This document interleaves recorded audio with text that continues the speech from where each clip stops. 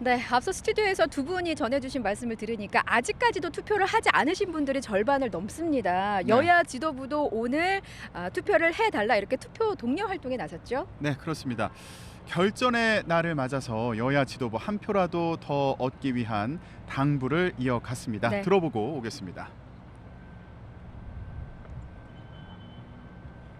격려해 주신 분도 질책해 주신 분도 모두 나라를 걱정하는 대한민국 국민이십니다. 더 경청하고 겸손한 자세로 성찰하겠습니다. 한 표가 희망입니다. 오늘 시민 여러분의 한 표 한 표가 서울과 부산의 내일을 결정합니다. 이 30대 민심이 돌아선 측면이 많고 중도도 경제 파탄, 백신 무능, 내로남불 이런 이 정권의 이 민낯에 대해서 염증을 내는 분들이 많기 때문에 그런 분들의 지지가 상대적으로 저희들에게 옮겨오고 있다고 보고 있습니다. 네, 김태년 당대표 직무대행 질책해 주시는 분이나 또 격려해 주시는 분이나 모두 대한민국을 걱정하는 국민이다. 네. 그런 만큼 잘 듣고 겸손한 자세로 성찰하겠다 이런 메시지를 내놨습니다. 국민의힘에서 강조하는 정권 심판론에 맞서서 앞으로 변화의 모습을 보여주겠다 이런 취지의 메시지로 보이고요. 어제 박영선 후보가 광화문 광장을 방문해서요 거리 유세를 벌인 것과도 같은 맥락으로 해석이 되는데요. 네. 박영선 후보 촛불 집회 상징적인 장소죠. 광화문을 그렇죠. 찾아서 민주당의 미흡한 부분은 반성하겠다. 그러면서 촛불 정신으로 만든 정부를 지키기 위해 기회를 달라 이렇게 호소했습니다. 그동안 정부의 모습에 실망해서 등 돌린 지지층에게 지지를 호소한 그런 메시지로 읽히죠. 예. 반면 국민의힘의 메시지는 어떻게 봐야 되겠습니까? 네, 조영 원내대표 정권 심판론을 강조했습니다. 2030 세대도 LH 사태 그리고 박원순 전 시장 성추행 사건으로 등을 돌렸다. 네. 또 부동산 정책 실패와 또 지금 계속 코로나 상황이 지속되고 있지 않습니까? 네. 이런 상황으로 중도층의 지지도 사라졌다, 등을 돌렸다 이런 메시지였어요. 예. 그런 만큼 국민의힘 지지가 거세지고 있다 이렇게 분석을 하고 있는 건데요. 특히 박원순 전 시장의 성추행 사건으로 선거가 치러진다는 점을 강조하면서 민주당을 비판했습니다. 원래 자신의 잘못으로 선거를 치르게 되면 재보선을 치르게 되면 후보를 내지 않도록 되어 있는 규정까지 바꾸면서 후보를 냈다. 이런 점은 반성하지 않고 피해자에 대해서 2차 가해를 하는 거다 이렇게 비판을 했습니다. 네. 이런 상황에서도 압도적인 지지를 받지 못한다면 야당이 존재할 이유가 없다 이러면서 지지층의 결집을 호소했는데요. 조영 원내대표 어제는 15%포인트 이상의 격차로 이길 것이다 이렇게 전망하기도 예. 하지 않았습니까? 예, 민주당 조직표보다 분노한 민심이 크다 이러면서 자신감을 보이는 것으로 보입니다. 예, 이런 가운데 민주당의 이낙연 상임선대위원장 그리고 국민의힘의 김종인 비대위원장도 관련해서 메시지를 내놨거든요. 듣고 오시겠습니다. 사과도 드렸고 약속도 드렸습니다. 저희들이 국민 여러분께 드린 모든 말씀을 충실히 이행하겠습니다.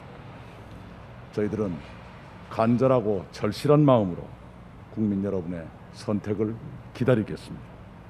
박원순 시장의 그 성폭력 사태에 대한 참 심판도 아울러서 지난 4년 동안에 문재인 정부가 이룩한 여러 가지 업적에 대한 종합적인 평가를 갖다 해야 되고. 야, 김대근 기자, 두 사람의 말은 어떤 의미로 봐야 합니까? 네, 한마디로 정리하면 약속 이행 대 정권 심판 이렇게 정리를 해볼 수 있겠습니다. 네. 자, 민주당 같은 경우에는 부동산 정책과 LH 사태 등으로 실망한 민심의 신뢰를 회복하는 게 중요한 과제겠죠. 그렇죠. 예, 그런 만큼 여러 투기 근절 대책과 그리고 부동산 정책을 보완하기 위한 방안들을 내놨습니다. 네.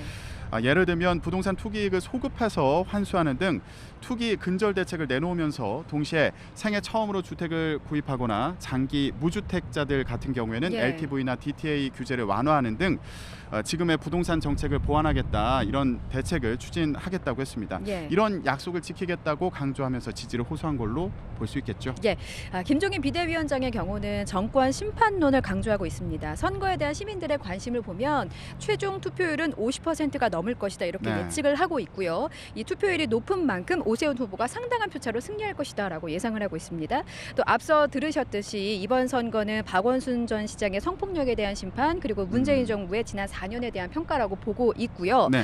그동안 국민의 삶이 어려워진 만큼 국민들의 분노가 상당하다. 이것이 국민의힘에게는 유리한 구도로 흘러가고 있다. 이렇게 분석을 하고 있습니다. 네.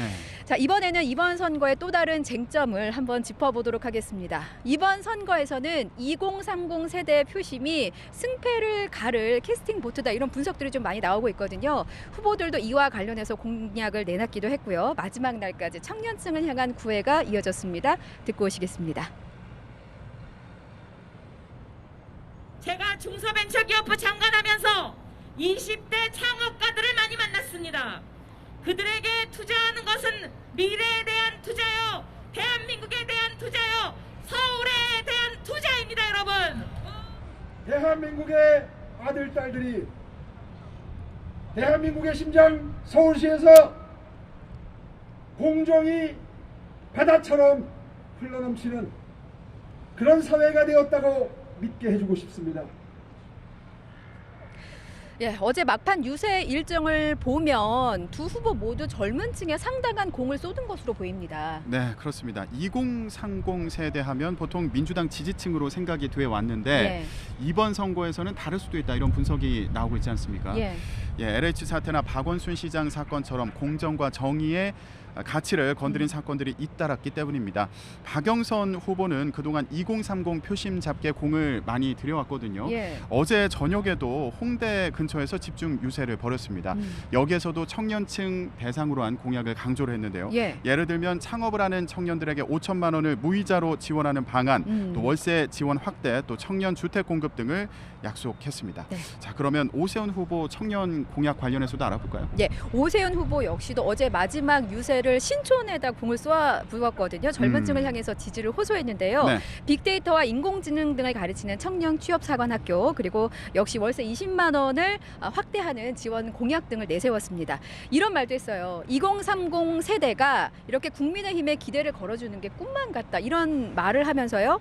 하지만 지금 분노한 청년이 국민의힘을 좋아해서 지지하는 게 아니라 기회를 한번 줘보겠다라면서 공정한 사회를 만들겠다 강조했습니다. 자, 두 후보가 이렇게 젊은 층에 공을 들인 걸 보면 2030의 표심이 이번 선거의 승패를 가를 관전 포인트라는 점은 좀 분명해 보이고요. 네. 자, 서울시정을 이끌 당선인을 선택할 시간 이제 4시간 남짓밖에 남지 않았습니다. 서울시민 여러분, 여러분의 소중한 한 표를 행사해 주시기 바랍니다. 지금까지 서울시청 앞에서 전해드렸습니다.